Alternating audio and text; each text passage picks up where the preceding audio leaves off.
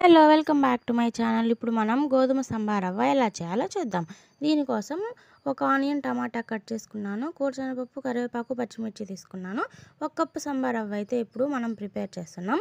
Pan పెట్టి oil వేసి, oil heat అయిన తర్వాత ఉద్దిపప్పు, ఆవాలు వేసి, కూరశనగపప్పు, పచ్చిమిర్చి, కరివేపాకు వేసి ఫ్రై అయిన తర్వాత టమాటా, ఆనియన్ వేసి ఫ్రై చేసుకోవాలి. సాల్ట్ రుచికి సరిపడా అయితే ఇప్పుడే యాడ్ చేసేసుకోవాలి. తర్వాత రవ్వలో అయితే సాల్ట్ అనేది కలవదు. ఒక కప్పుకి 3 కప్స్ ఆఫ్ వాటర్ అయితే యాడ్ చేసుకోవాలి. వాటర్ బాగా బాయిల్ అయిన తర్వాత రవ్వని బాగా కలుపుతూ యాడ్ చేసుకోవాలి. లేదంటే అందులో ఉండలు కట్టేస్తుంది. రవ్వ బాగా దగ్గర పడి వాటర్ అంతా అబ్జర్వ్ చేసుకున్న తర్వాత ఆఫ్ చేసి 5 మినిట్స్ అలాగే మూతేసి పెట్టేసామంటే 5 మినిట్స్ తర్వాత మూత ఓపెన్ చేసి చూస్తే మన రవ్వ అనేది రెడీ అయిపోయి ఉంటుంది. దీన్ని చట్నీతో తిన్నామంటే టేస్ట్ చాలా బాగుంటుంది. మీరు ట్రై చేసి ఒకసారి ఎలా వచ్చిందో కామెంట్ చేయండి. నా వీడియో నచ్చితే సబ్స్క్రైబ్ చేసుకుని సపోర్ట్